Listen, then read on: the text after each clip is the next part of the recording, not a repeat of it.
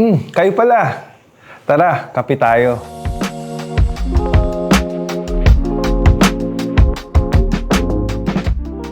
Welcome to Kape Tayo with Consi Banjo, where we will be featuring amazing people with amazing stories to tell. Stories that are interesting, inspiring, and impactful.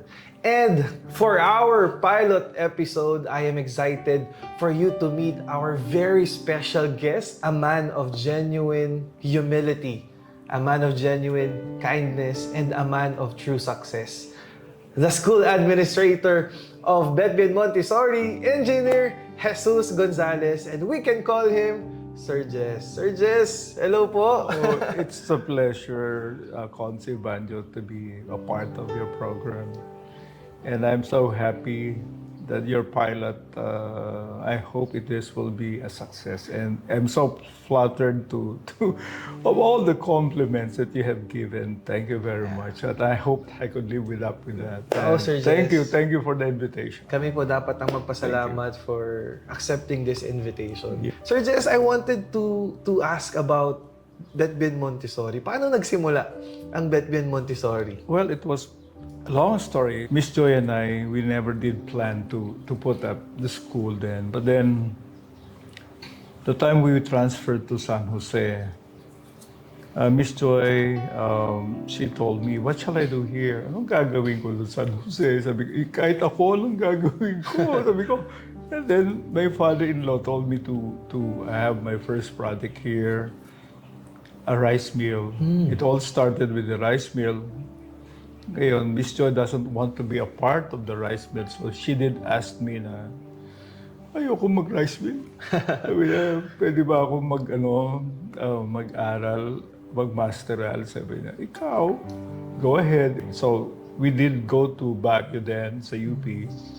And then when she saw the prospectus, nakita niya, gusto ko yung educational management. Wow. That's what she told me. So, go ahead. Yun ang gusto mo, that will be a part. So, while we're having our rice mill and while she was studying also, it started with that little plan with her. And then her advisor told her na, don't be a teacher. Why not put up a small school for you to, So that's all. It did start with that. And then Miss Joy asked permission from them. Ma, Dad, meron akong pangalan eh. Sabi niya, ano yun? Betbien. That is in your honor, Mami, Bet, Betty, and Bienvenido. Okay. Nag-reject yung father-in-law ko. Sabi niya, bakit ba una mami mo? Sabi, sana Bet. Sabi niya, so, Bien Bet. yeah, sabi naman ni Joy, dati, hindi eh. Mahirap din kasi. Yeah, tama po. So it did start with, so we'd have the original name, Betbien. And we did start our first operation at the year 1997. 1997. Yeah. Actually, we did start with only one room before for the students, and then one room also for the office, and one room for their playroom. And I think 80 students were the initial start. Oh. And Marami na po yun, Sir Jess, ah. Yeah, thank you for that. A blessing for the start, no? Kaya lang talagang unti-unti, Consi. Yes po. We have to start a little by little. And then, through my partner, Miss Choi, she was the one. We've been as a partner. Kasi siya yung nasa teachers, ako, and lahat ng curriculum. Ako naman, kasi I did help her in a way na ako yung nagko-construct ng building. That's right. Yes. And then she told me, Jess, ikaw na maging ganito. Sabi niya. Kasi I don't have time. Or the best thing is, you will be the one talking with the parents. Yeah. Ganon. So, sige ka ako. So we did complement each other. Yeah. She's the one directing the school. Yes po. And I'm helping her with the hard way. Yeah. Ang ganda po ng tandem niyo. Thank you. Sir Jess, nasabi niyo kanina, parang initially, ang naging trabaho niyo sa school is kayo yung nagko-construct ng building. Yes. Pero naniniwala ko, Sir Jess, hindi lang kayo yung naging constructor ng physical building. But I believe natulungan nyo rin po si Miss Joy in such way na kayo rin yung nagbuo ng relationship, not just with the students, but with the parents, with the family of your students. Ang ganda kasi nga, nakuha nyo po yung puso. Hindi lang ng mga estudyante, pati ng mga magulang. Thank you. But then, we did it in a hard way also, Consi. So, if you have the heart, just like, just like you serving for the city of San Jose, I think it's a calling for you. And probably that calling, siguro, that helps with the children, with the parents, and the community. Yeah. That's been a good. Medyo kinalibutan po ako dun sa term yun na calling. Kasi, totoo po yun na ang trabaho, it becomes purposeful when you see it as a calling. Yes. Kumbaga, you see your responsibility, hindi lang dahil kikita ka, but you see it as something that would help other people, would help the community. Kumbaga, may higher reason behind it. I wanted to share this po. I don't know kung sa perspective ko lang, pero sa perspective ko po kasi, sa pagkakaalam ko, kapag ang mga estudyante po kasi, di ba, usually, we don't understand fully yung ways ng mga teachers namin, school administrators namin, ng mga principals namin on how they teach and discipline us. So usually, dahil nga we don't fully understand it, minsan nahi-hate namin sila. Kumbaga, kapag pinag-usapan natin yung principal, masungit yung principal namin. Pero I was really amazed successfully, na natulungan niyo pong mag-mature, mag-grow yung mga students yung in such way na hindi nila kayo i-hate. Kumbaga, na-manage nyo po na matulungan sila, pero sa paraan na hindi nila kayo titignan na as kalaban o kontrabida. Minahal pa rin po nila kayo. Ano po yung secret niya, Sir Jess? Actually, sabi ko nga, Consi, probably the calling was there. Yeah. And before that one, I started as 3 months as a chemical engineer doon sa planta. And then after that, I was with my father-in-law, nag-construct kami ng buildings, build and sell. Okay po. And then after that, nag-rice milling. And then I come into this picture of having a school. Sabi ko, ano to? How could I, and then, at first, of course, I had high expectations with the children, with the parents. Pero sabi ko, wow, hindi pala dapat. Yeah. So, you have to, it's not only yung bang, nakita ko kasi yung difference ng yung tatlong pinuntahan ko. Natapos ka makabenta ng bahay, lote, ganyan, nothing more. Yeah. And then after also sa rice milling, but then here, you've been with children and with parents, you know what? If you can give something na in your, parang di rin si Consi to. Kasi I don't know, I've been really like this even when I was in the construction. I don't feel like the boss. Yes. I just feel like being with the group. Yes, po. Kasi I wanted na, mga kasama mo, mga carpenters, laborers, ganon. I want them to be happy working with me. I don't feel na ako yung boss. Boss ako Totoo po yan, Sir Jess. Pero you have to, to get their feelings, you have to be like that. And then when I was into construction, rice milling, then ganon. Sabi ko, ano to?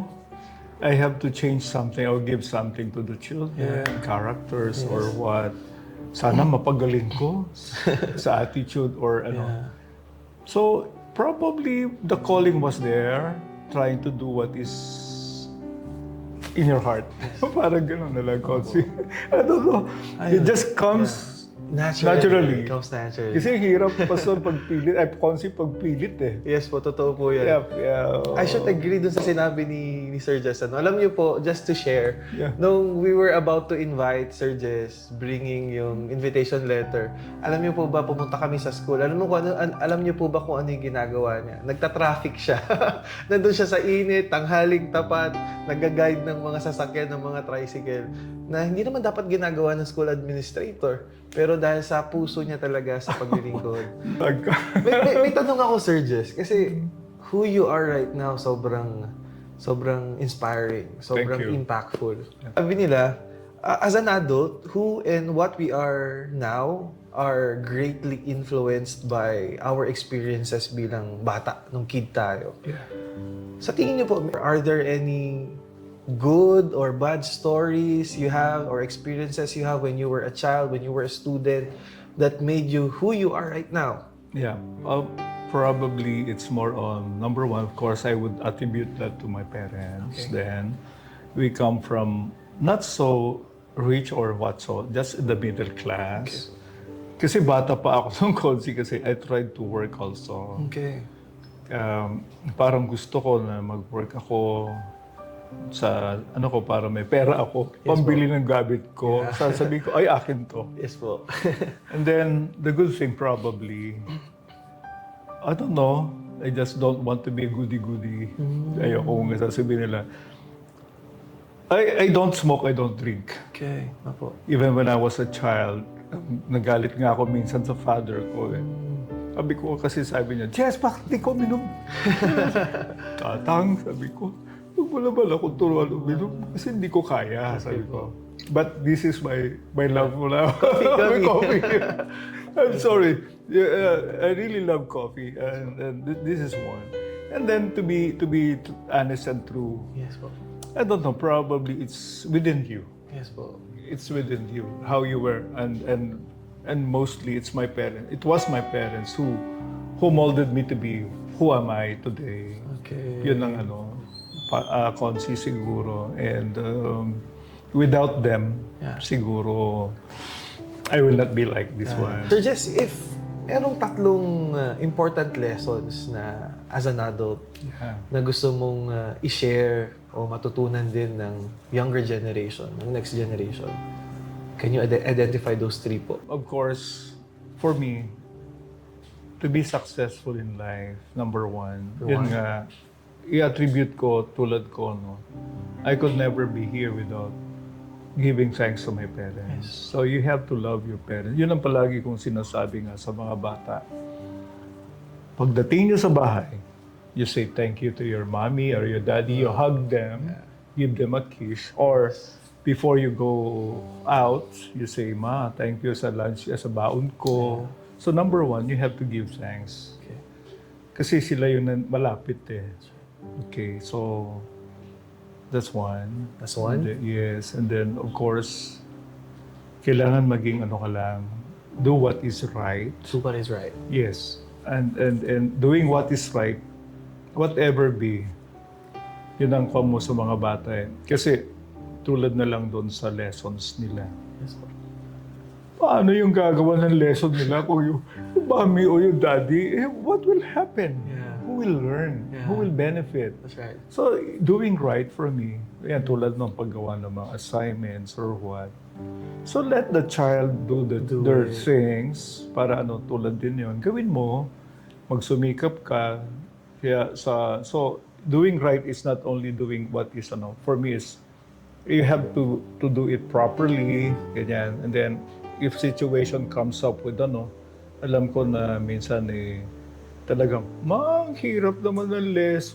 Pwede ba gawin mo?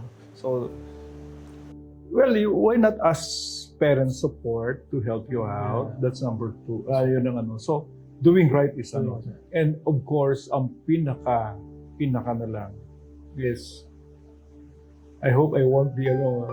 Pero that is what I always tell also. We always ask His guidance.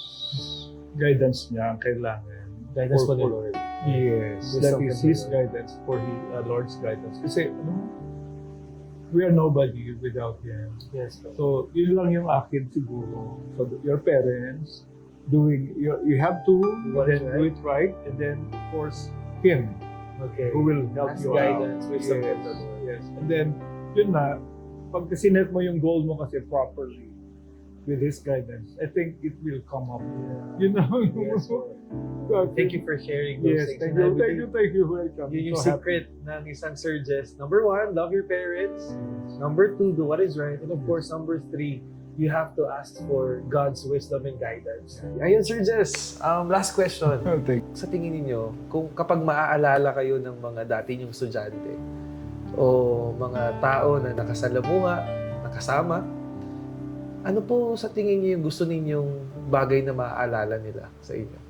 Actually, Consi, ito na lang. Kasi if I would just say something na not from them, parang I'm just making, I just had this, may isang parent sa akin na nagpunta, sabi na sa akin, Sir Jess, pwede ko bang ilagay yung tarpaulin ni, Yes. sabi niya, yes ma'am, why not? Sabi ko, kasi I'm happy na kahit paano naalala din ako, Opo.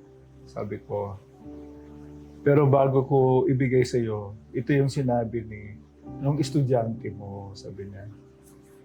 Alam mo, yung estudyante mo before, hindi siya yung mabait na estudyante. Typical student. Yes, the makulit. Makulit, and then medyo sometimes hindi gumagawa ng assignment. Yes po.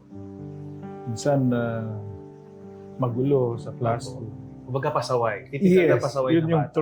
yun yung term niya. So, ang sabi niya sa akin, there was one time daw na Mr. Jess na may